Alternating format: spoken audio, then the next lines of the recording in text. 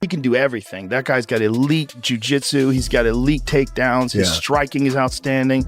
Like, I've seen a lot of heavyweight, even Francis, who's like the greatest, scariest power striker I've ever seen in the heavyweight division. No one's scarier than Francis. Francis does not move like Tom Aspinall. Tom Aspinall has just dropped some terrifying new training footage, and Joe Rogan, along with the entire MMA world, can't stop talking about it. From the moment the clip surfaced, fans realized this wasn't your typical hype video. The speed, precision, and sheer power behind every strike were on full display. The way he moved, fast, calculated, and explosive, showed a fighter on a mission. Aspinall isn't just gearing up for another bout, he's preparing for battle. And his target? One of the most respected and dangerous strikers in the heavyweight division, Ciryl Gane.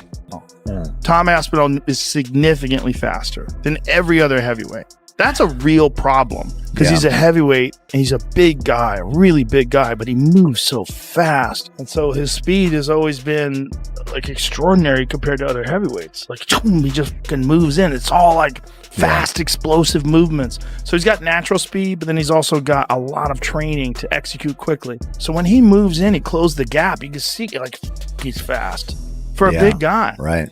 I want to see it so bad. John was shitting all over Aspinall, saying that I think that's lucky, a bad way to go. He was lucky that he blew his knee out with Curtis Blades because Curtis was teeing off Doing on well. him. Unless John avoided him, unless John used his wrestling to avoid exchanges, you know what that's all about. Correct. It's called the Shop Shutdown. The shop shut down. I saw a 7-part They did with series on Cyborg. it. Yes. The Stipe fight was just like, it's a weird thing. Aspinall's an athlete, man. He's such a good athlete. Freak athlete. Very fast. Very fast for a heavyweight. So fast. Yeah, but we felt the same way about Ciryl Gane. Yeah. But Ciryl Gane doesn't have wrestling, doesn't have jiu-jitsu. Aspinall's like legit on the ground. Very legit on the ground. So legit that his dad owned a jiu-jitsu gym. His dad's a black belt. He started doing jiu-jitsu at 2. Finally, we're back after over a year hiatus. Me and Ciryl finally signed on the dotted line. This is the 4th time we've been matched up together. He turned down the fight early on before we were both in the rankings. After that, he fought Spivak. I said in a post-fight interview after I beat Tibora, I'm going to go to Paris. I'm going to be sat front row for Ciryl Gane against Sergey Spivak. I'm going to beat the winner, and then I'm going to beat Jon Jones. I went to Paris. Ciryl, fortunately, turned down the fight on a second occasion. Third occasion, I fought Curtis Blades. The original opponent was Ciryl Gane. Unfortunately, Ciryl Gane was busy that day. Ciryl was filming his Netflix series. Can't remember what it's called, but I'm sure you can check it out now on Netflix. And now we are matched up for the 25th of October, Abu Dhabi. Me and Ciryl. The 4th attempt is here, and this is Cyryl's 3rd title shot. So we are going to try and get rid of Ciryl Gane from the title picture for good. With that footage now spreading like wildfire, the internet can't stop buzzing. MMA forums are lighting up, debates are raging, fighters are weighing in, and analysts are splitting into camps. And then there's Joe Rogan. When he reacts this way, people pay attention, especially since he's been calling Tom Aspinall the future for years. Now, it finally feels like that future has arrived. Let's break it down. Ciryl Gane is no ordinary opponent. His movement, his footwork, his kickboxing, everything is razor sharp. He's a heavyweight with the agility and fluidity of a welterweight.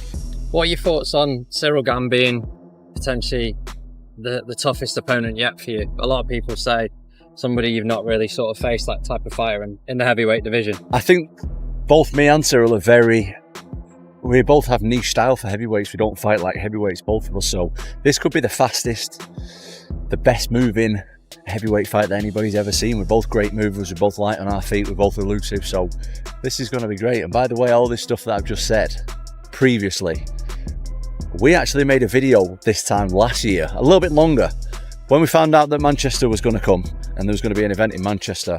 When I thought I was fighting Ciryl Gane, but he declined it, we made a video there over a year ago now. And if you don't believe me, if you don't believe it on the timeline, look, got my teeth done now. Look at the old video. You want to zoom in on them? Hold on. Got my teeth done. Let me get right in there. I got the teeth done now. When I did this video, this was over a year ago. Didn't have my teeth done then, so get over there. Aspinall will face Ciryl Gane. Aspinall has 15 wins, and all of them are by finish. Gane is the #1 ranked heavyweight. Now, when you look at the UFC heavyweight rankings, As I say, Tom has beat most of them, and he's beat them in style, and he's knocked them all out. Curtis Blades, Sergey Pavlovich, Alexander Volkov, whoever they are, he's beaten them all up. But Ciryl Gane is a little bit different. Now, of course, Jon Jones beat Ciryl Gane in quick fashion, took him down in the first round, submitted him with a front choke. But Ciryl Gane is the same as Tom Aspinall in terms of athletic ability. When I say that Tom Aspinall is a heavyweight George St. Pierre, that kind of goes to Ciryl Gane as well. The man's gigantic. He's very quick. He's agile. He's light on his feet. He could run any sport on the planet. And he's almost like George St. Pierre and Tom Aspinall in the fact that he's got all those athletic attributes and qualities, but he doesn't have the grappling.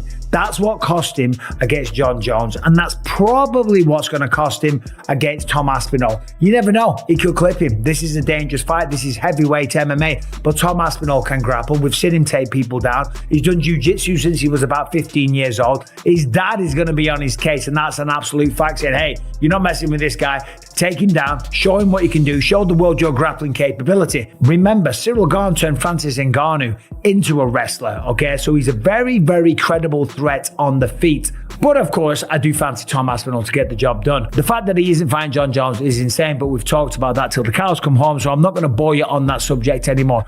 But just you wait. Jon Jones is probably going to pop up on Twitter. Can you tell us the timeline of Jon accepted the fight, went to Thailand, came back, didn't want the fight? What happened? Yeah, I wouldn't say that Thailand was the end of it. You know, we were talking about it before that. But yeah, the fight was done. We had the fight done a long time ago. So why he decided not to fight, you guys will have to ask him that. Is it accurate that there's a lot of reports about figures he was offered? Is it fair to say he was offered a lot of money to take this fight? Yeah. Listen, he was offered what he deserves for that fight. Yeah. I'll just come out and ask you, do you think he's ducking Tom Aspinall? No. Jon Jones, I said it a million times and I'll say it again. He's never ducked anybody other than that one goofy time with the Chael Sonnen thing. He's never ducked anybody. And, you know, I think the reality is whatever changed his mind with this fight, I don't know. You'd have to ask him that. But, you know, he's 38 years old. And I don't know. Do you think if it was someone like Alex Pereira, he would fight then? And it's maybe Tom that he specifically like, doesn't fancy the matchup, doesn't fancy the age difference?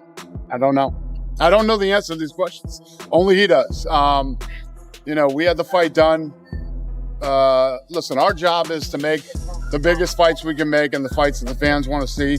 And that's what we try to do. But the minute somebody starts talking about retirement, you know, my philosophy on that, you should do it. Yeah. Did you know about the stuff that came out of Albuquerque last night? I saw it today. When I saw it today, I said, oh, everybody's going to think this is why he retired. Maybe that is why he retired. Who the hell knows, man? But yeah, I don't know. These are all questions you got to ask him. Yeah. We had the fight done.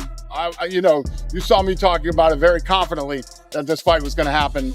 And then he changed his mind. Yeah. Two more quick ones for me. So for Tom Aspinall now, he's the heavyweight champion of the world. Does that defense he did against Curtis Blades count to his official defenses? Because then he would only have two more to equal Stipe, or does he have to start fresh now? You guys are throwing shit at me that I haven't thought about. I have no idea, but yeah, I don't know. Okay. It seems like the most obvious choice would be Ciryl Gane for Tom, but is there a chance here maybe that, like, to start the new without Jon Jones era, we should maybe do a big super fight and maybe convince Alex Pereira to move up and do an Aspinall fight, something like that? Or what are you thinking about the Tom fight? Well, once I get through today, tomorrow starts International Fight Week. I'll be back in Vegas tonight, and Tom will be there all next week. So we'll sit down with him, see what he's thinking, what he wants to do. He's been great through this whole thing, and literally said, "I'll fight whoever you guys tell me to fight. I'm ready to go." So, looking forward to it. I'm looking forward to the Tom Aspinall era. Ciryl Gane is a master of distance control, precision striking, and neutralizing chaos.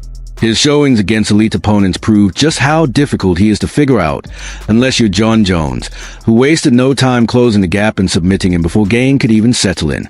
But Tom Aspinall is an entirely different kind of challenge. He is not only dangerous standing up, but a complete threat in every area of the fight. Striking, grappling, ground and pound, submissions, his skill set is fully rounded. Combine that with his relentless pace, and you get a heavyweight who overwhelms opponents in ways most simply can't handle. I had heard a rumor that Jon Jones wanted $30 million to fight Tom Aspinall. And I did hear that rumor. And I did hear that the UFC said yes, but it is not true. So Dana contacted me, said that rumor's bullshit. So I felt obligated to tell everybody that was a fake rumor. What do you think the amount is that Jon Jones would fight him for, or do you think it's an amount? Well, apparently Jon is thinking about retiring. Yeah. And he should. I mean, he's going to have to someday. He should. I'm not saying he should retire. I'm saying he should think about it. Give the man all the time he wants. He can fight whenever he wants to fight. That's Jon Jones. He's the GOAT. So leave him alone. If he decides one day to come back, and he comes back and he wants to fight Tom Aspinall for the heavyweight title, the question is, like, how long are you allowed to hold on to the title before they start having that conversation? Now, he just knocked out Stipe Miocic, so give the man months. Give the man 5 or 6 months. Just leave him the fuck alone.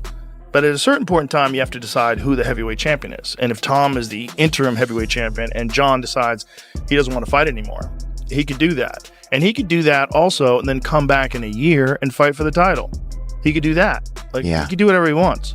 Jon Jones says he wants to be on there too, and he says he would fight whoever the champion is. So would you be okay with him coming back, potentially winning that belt again? You know, I thought about him. I can't risk putting him in big positions in a big spot and have something go wrong, especially the White House card. I was retired. I felt like I was at a place where I've done it all in the MMA space, and felt like there wasn't too many more challenges for me, and I just wanted to do something more than championships and money. And Donald Trump mentioned that he wanted to have a fight at the White House Garden, and that just seems like such a huge opportunity. I'm a very proud American. I have a lot of close friends that are in the military, and this is my act of I can't call it service, but just to be able to entertain the country and the world at this level at the White House, it just means the world to me. So I'm back. So they've announced this White House UFC fight. Can we expect to see you on the card? I can't promise anyone anything, but I have very strong feelings that I'll be on that card. It's going to be historic. But who would you take on? Who would be your dream opponent? I would want to take on whoever's holding the belt at the end of the year. Any possible names you think? Well, I mean, as of right now, the champion is Tom Aspinall, but we'll see who's the champion at the end of the year. It'd be only fitting to have an American guy fight for the championship that night. I'd be willing to put it all on the line. Nice. Tom Aspinall isn't a wild brawler. He's calculated.